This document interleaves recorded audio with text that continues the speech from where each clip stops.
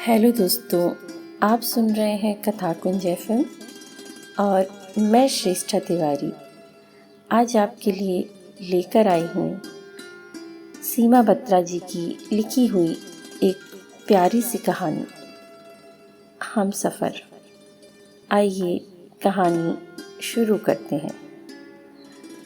नैना को रोज़ मेट्रो से आना जाना होता है। उसने अपनी छड़ी और कदमों की गिनती से रास्ते को पहचानना सीख लिया है। अपने नाम के जैसे उसकी आँखें बहुत ही सुंदर और बड़ी बड़ी हैं, पर उन आँखों में रोशनी नहीं है।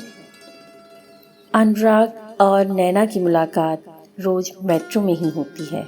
दोनों को एक ही स्टेशन पर उतरना होता है। दोनों के काम करने की जगह भी आसपास होने की वजह से अनुराग उसको सड़क पार कराकर उसके स्कूल के सामने छोड़ वापस दूसरी ओर आकर अपने ऑफिस चल देता है।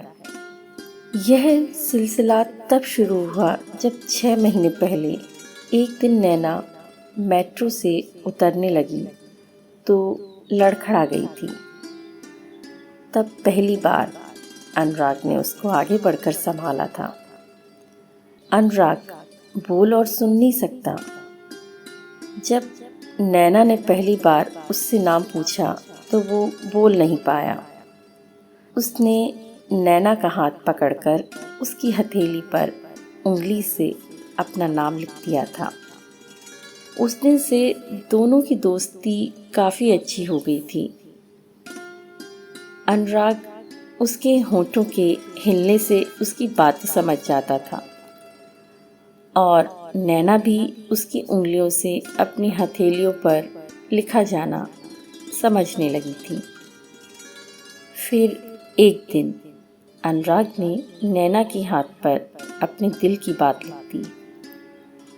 उसने पूछा था कि क्या वह उससे शादी करेगी।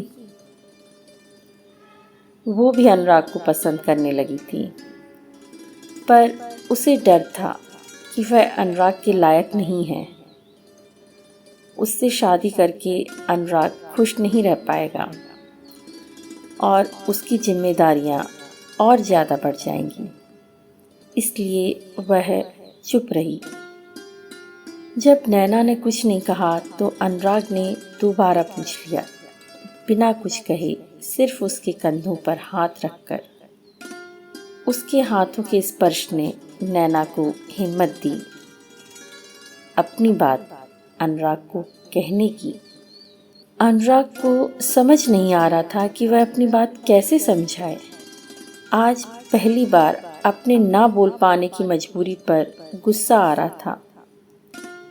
उसने एक पेन से कागज़ पर कुछ लिखकर वहीं मेट्रो स्टेशन के बेंच पर बैठी एक लड़की को उसके लिए पढ़ने का आग्रह किया।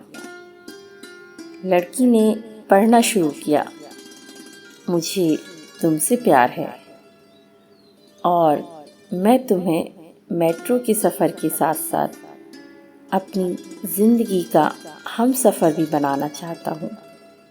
मुझे यकीन है तुम अच्छी दोस्त, प्रेमिका और बीवी सब किरदार बखूबी निभाओगी।